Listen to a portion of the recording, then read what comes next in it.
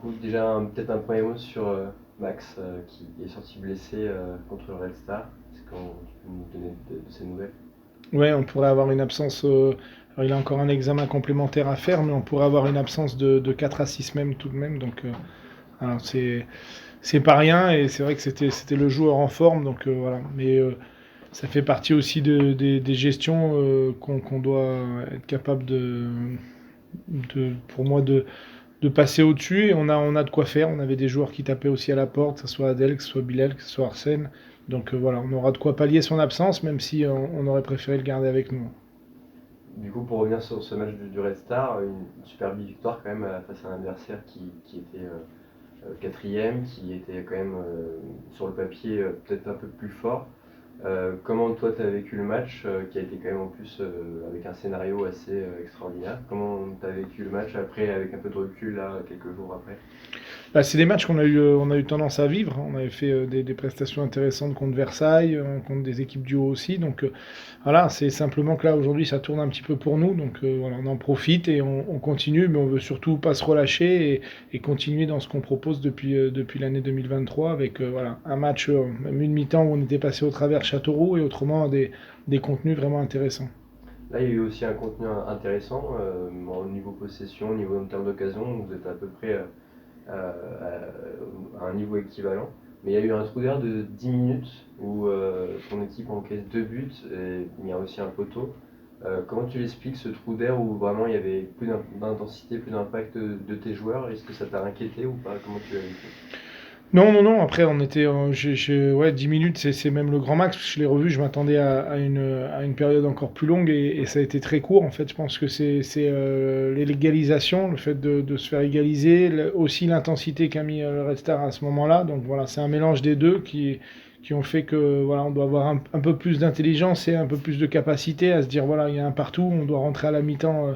Comme ça, et faire le point à la mi-temps. Et là, c'est vrai que le mélange des deux, mais on joue aussi une équipe qui fait partie des équipes prétendantes à la montée, donc c'est normal aussi qu'on se fasse bousculer.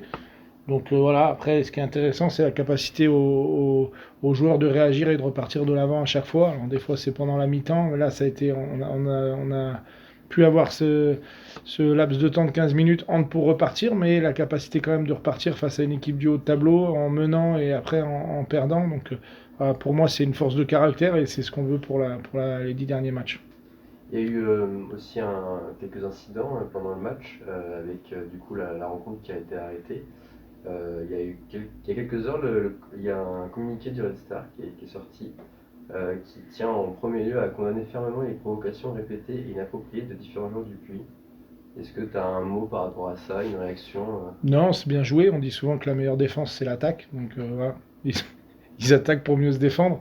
Après, voilà, je pense que la seule provocation qui a pu avoir, c'est dans le fait de mener au score et de fêter notre but. Donc, voilà, si demain on nous dit qu'on n'a plus le droit de les fêter, on ne fêtera plus nos buts. Mais voilà, quand on en gagne, on essaye de les fêter un peu. Donc, la seule provocation, elle était dans ce fait-là. Mais aujourd'hui, voilà, moi, je souhaite jouer des matchs comme ça, et je souhaite que le Red Star soit très peu sanctionné, parce que c'est vraiment très très agréable de jouer ce genre de match avec cette ambiance. J'espère même que voilà, j'en profite pour lancer un petit message, et on a besoin de notre public sur nos 10 derniers matchs. On avait une belle ambiance les derniers matchs, on a vécu des belles choses face à Nice, mais même un petit engouement sur les fins de match. Donc, voilà, je voudrais qu'on arrive à lancer ça encore, et puis et s'imprégner de ce qu'on voit au Red Star, même si voilà, on en est loin encore. Mais moi, je souhaite qu'on vive des matchs comme ça, et voilà, qu'il y ait des incidents. Il n'y a rien eu de dramatique au Red Star, et qu'ils renvoient la balle pour se défendre sur nous, c'est le jeu aussi. Donc, voilà, on veut pas rentrer dans une polémique, mais on veut surtout que le Red Star joue avec des stades pleins, et surtout pas vides, parce que c'est vraiment hyper agréable à jouer. Et est-ce que du coup cette interruption est-ce que tu as eu peur que ça coupe parce que c'était au moment fort en fait de ton équipe? Est-ce que tu as eu peur que ça fasse basculer la rencontre aussi d'un côté? Ouais, ça aurait pu avoir une vraie influence, comme si la période était bonne du Red Star, ça aurait pu avoir une influence. Nous, c'était une période où on était très très bien, mais je pense que ce qu'on a vécu justement sur le 1-0, le 2-1, nous a permis justement de bien gérer cette fin de match. Et on a eu la volonté de ne pas reculer, de continuer à défendre en avançant, de continuer à attaquer nos ballons, de jouer vers l'avant. Et je pense que ben, voilà, la période d'absence qu'on a eu sur les 7 dernières minutes de la mi-temps nous a permis justement de bien gérer notre 3-2 à la fin. J'aimerais bien que tu nous dises un mot sur la paire Dadoun Sangaré, du coup, qui est les deux attaquants de pointe. Souvent, donc, du coup, Dadoun part titulaire et Sangaré, depuis 2 matchs, est quand même le super sub qui rentre et qui marque à chaque fois. Comment tu vois la relation, la concurrence entre les deux, toi, en tant que coach? La concurrence des attaquants était très bonne depuis le début de saison. On a insisté depuis la deuxième partie en disant que si on voulait se maintenir, il fallait avoir un banc décisif. Donc aujourd'hui, c'est pour moi primordial.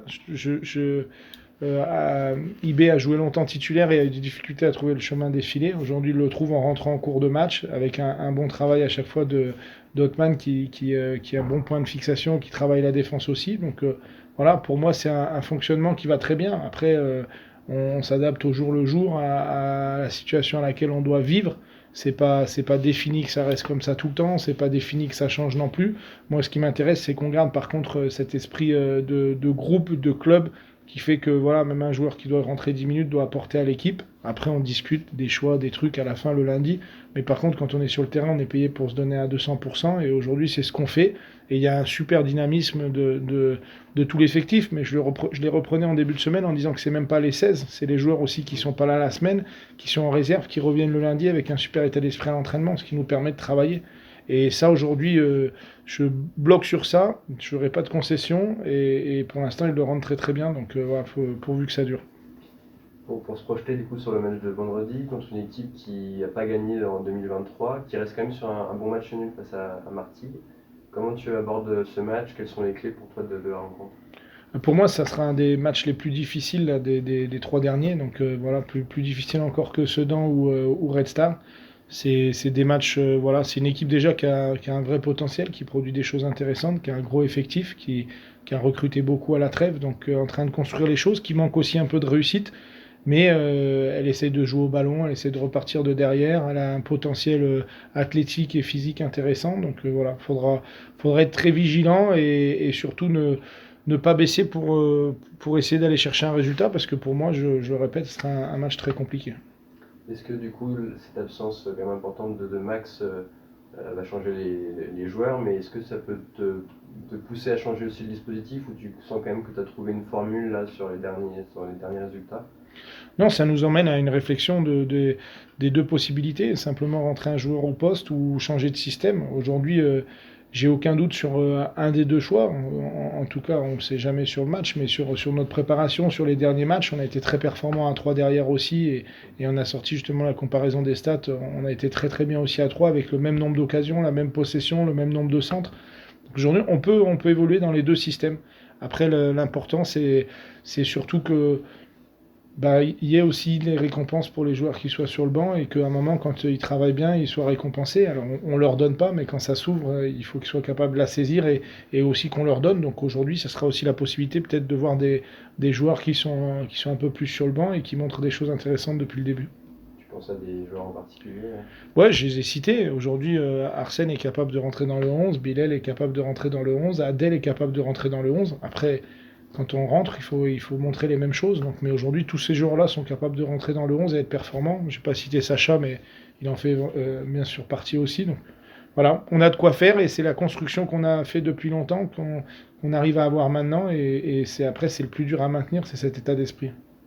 Est-ce qu'il y a d'autres absents par rapport au match qui arrive? Ouais, on a des malades cette semaine, donc on ne sait pas s'ils seront rétablis, mais on a quelques malades, que ce soit Teddy Bourrillo, Joe Miléas ou même, j'en oublie un certainement, mais voilà, on a quelques malades, donc on verra s'ils sont aptes pour la fin de semaine. C'est pas du Covid ou Non, je pense que il y a un peu de tout. Il y a peut-être un peu de Covid, mais maintenant on teste moins. Il y a peut-être un peu de grippe. Voilà, il y a plein de choses. Donc non, l'essentiel c'est de les laisser au repos quand il y a de la fièvre et dès qu'ils sont aptes, d'essayer de les faire reprendre avec le groupe.